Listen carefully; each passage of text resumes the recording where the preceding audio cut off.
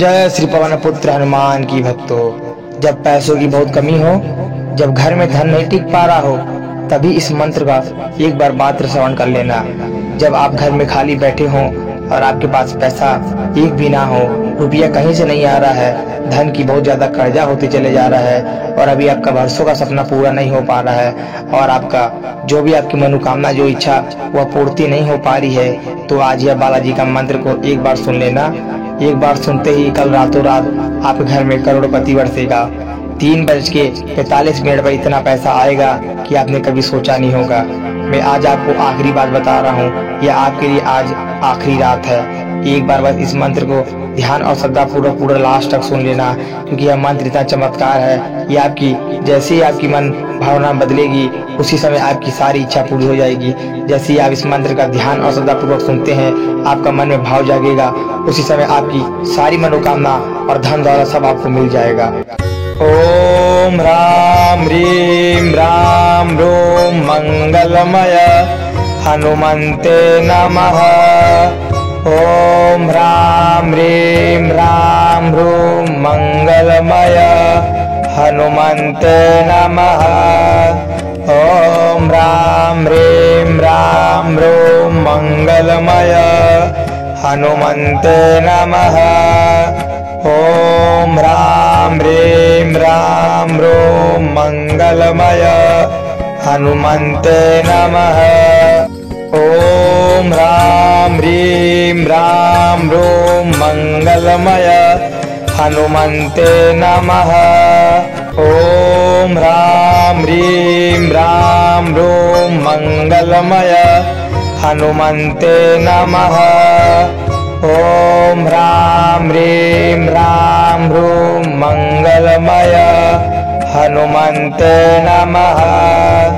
ओम राम ह्रीं राम रोम मंगलमय हनुमन्ते नमः।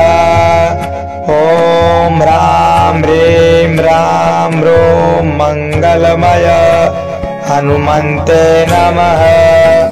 ओम राम ह्रीं राम रोम मंगलमय हनुमन्ते नमः।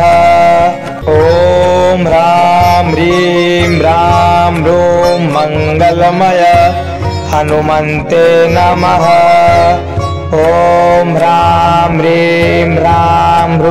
मंगलमय हनुमन्ते नमः। ओम राम ह्रीं राम रोम मंगलमय हनुमन्ते नमः। ओम राम ह्रीं राम रोम मंगलमय हनुमन्ते नमः। ओम राम ह्रीं राम रोम मंगलमय हनुमन्ते नमः। ओम राम ह्रीं राम रोम मंगलमय हनुमन्ते नमः। ओम राम ह्रीं राम रोम मंगलमय हनुमन्ते नमः। ओम राम ह्रीं राम रोम मंगलमय हनुमन्ते नमः। ओम राम ह्रीं राम रोम मंगलमय हनुमन्ते नमः। ओम राम ह्रीं राम रोम मंगलमय हनुमन्ते नमः। ओम राम ह्रीं राम रोम मंगलमय हनुमन्ते नमः। ओम राम ह्रीं राम रोम मंगलमय हनुमन्ते नमः।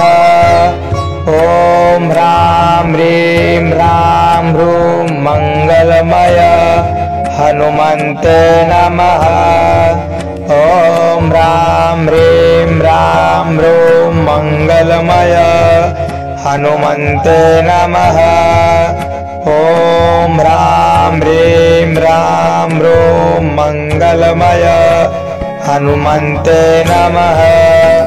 ओम राम ह्रीं राम रोम मंगलमय हनुमन्ते नमः।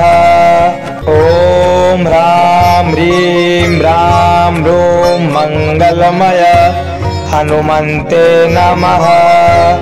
ॐ ह्रां ह्रीं ह्रां ह्रूं मंगलमय हनुमन्ते नमः। ॐ ह्रां ह्रीं ह्रां ह्रूं मंगलमय हनुमन्ते नमः। ॐ ह्रां ह्रीं ह्रां ह्रूं मंगलमय हनुमन्ते नमः।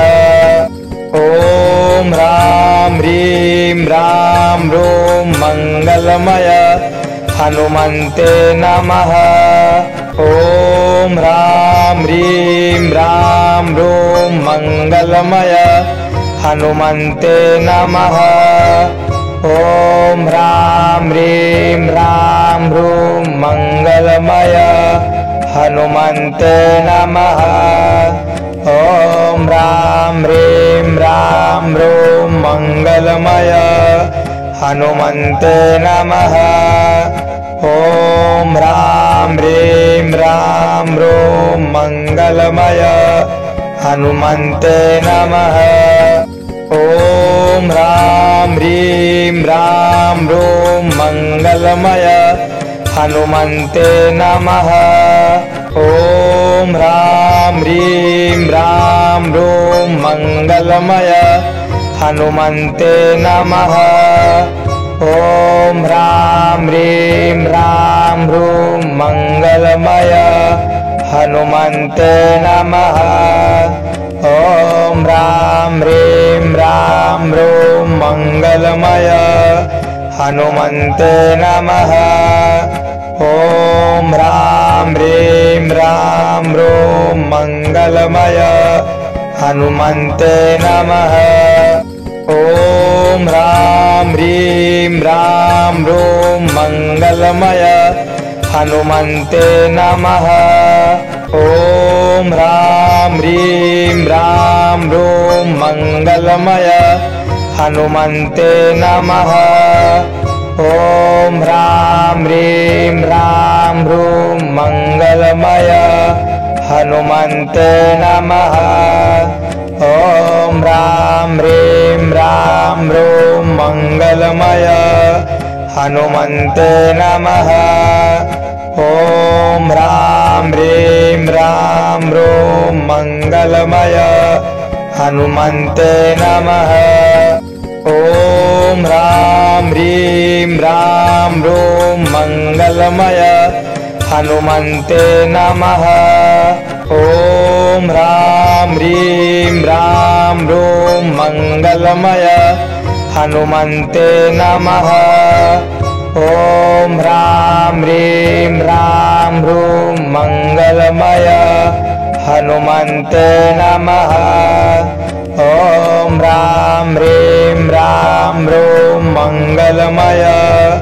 हनुमन्ते नमः। ॐ ह्रां ह्रीं ह्रां ह्रूं मंगलमय हनुमन्ते नमः।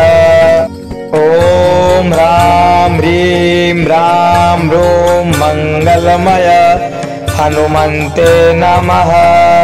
ॐ ह्रां ह्रीं ह्रां ह्रूं मंगलमय हनुमन्ते नमः। ॐ ह्रां ह्रीं ह्रां ह्रूं मंगलमय हनुमन्ते नमः। ॐ ह्रां ह्रीं ह्रां ह्रूं मंगलमय हनुमन्ते नमः। ॐ ह्रां ह्रीं ह्रां ह्रूं मंगलमय हनुमन्ते नमः। ॐ ह्रां ह्रीं ह्रां ह्रूं मंगलमय हनुमन्ते नमः। ॐ ह्रां ह्रीं ह्रां ह्रूं मंगलमय हनुमन्ते नमः। ॐ ह्रां ह्रीं ह्रां ह्रूं मंगलमय हनुमन्ते नमः। ॐ ह्रां ह्रीं ह्रां ह्रूं मंगलमय हनुमन्ते नमः। ॐ ह्रां ह्रीं ह्रां ह्रूं मंगलमय हनुमन्ते नमः। ॐ ह्रां ह्रीं ह्रां ह्रूं मंगलमय हनुमन्ते नमः। ओम राम ह्रीं राम रोम मंगलमय हनुमन्ते नमः। तो अगर वीडियो अच्छी लगी तो वीडियो को लाइक कमेंट शेयर सब्सक्राइब जरूर कर ले और बेल आइकन दबा दे और हमारे चैनल को सपोर्ट करें।